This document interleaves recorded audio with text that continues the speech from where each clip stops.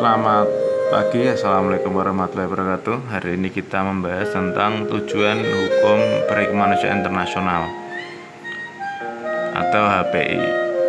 Apakah tujuan dari Hukum Perikemanusiaan Internasional adalah yang pertama, mencegah dan mengurangi korban perang, kematian, penderitaan, serta penghancuran lingkungan, harta benda pihak yang berkaitan dengan perang. Karena perang antar negara biasanya menimbulkan banyak korban, kemudian merusak lingkungan yang rusak dan lama untuk diperbaiki seperti Hiroshima dan Nagasaki.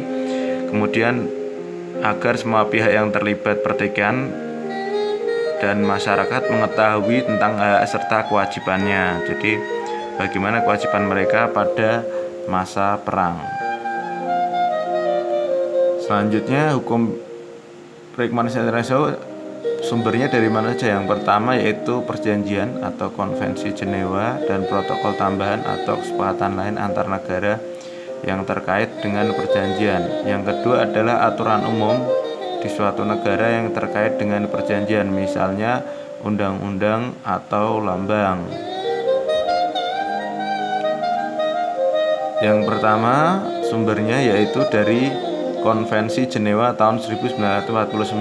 Yang pertama yaitu konvensi yang pertama, perbaikan keadaan anggota angkatan perang yang luka dan sakit di medan pertempuran darat. Jadi ini untuk pertempuran darat, tentara angkatan darat melawan tentara angkatan darat. Kemudian yang kedua, konvensi perbaikan keadaan anggota angkatan perang di laut. Ini antar kapal perang, misalnya Kolban Karam yang tenggelam.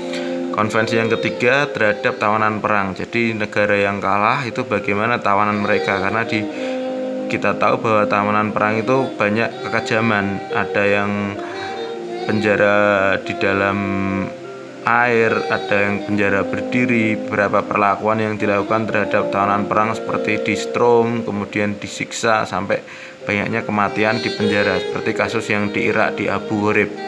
Kemudian konvensi keempat, perlindungan orang-orang sipil di waktu berperang. Ini rakyat yang tidak menjadi kombatan, itu bagaimana perlindungannya pada waktu berperang. Protokol tambahan tahun 1977 ini juga merupakan sumber hukum perikemanusiaan internasional. Protokol tambahan pertama berisi tentang pertikaian senjata internasional. Protokol tambahan kedua tentang pertikaian senjata non-internasional. Protokol tambahan ketiga tentang pengesahan lambang kristal merah yang menjadi salah satu lambang gerakan yang diakui dan disahkan pada tahun 2005. Hak dan kewajiban. Yang pertama adalah kombatan atau pihak-pihak yang terlibat. Ini adalah tentara perang dari negara satu dengan negara yang lain. Hak adalah peperangan apabila menangkap musuh berhak diperlakukan sebagai tawanan perang. Kewajiban harus mematuhi aturan perang dan melindungi penduduk sipil.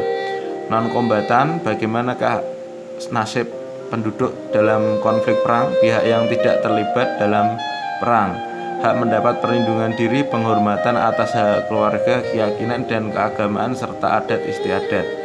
Menjauhkan diri dari segala tindakan yang bisa membuat dirinya ke dalam kancah pertikaian bersenjata. Aturan dasar pencegahan, kewajiban untuk membedakan diri antara pasukan tempur dan penduduk sipil. Penduduk sipil dan tempat-tempat yang dilindungi harus dijauhkan dari sasaran militer. Dalam rencana penyerangan, setiap tindakan pencegahan penderitaan dan kerugian penduduk sipil. Ini adalah gambar keseimbangan atau proportionality jika terjadi peperangan. Di sini kita bisa melihat ada tank-tank tempur. Nah, disinilah proporsionalitas atau hukum perikemanusiaan internasional itu.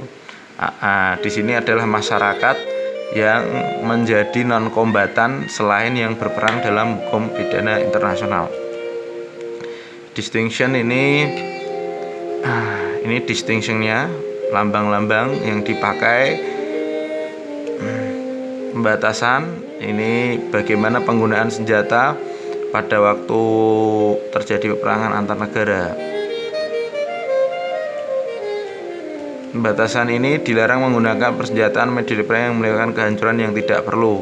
Serangan hanya diarahkan kepada sasaran militer. Dilarang membuat penduduk sipil menderita.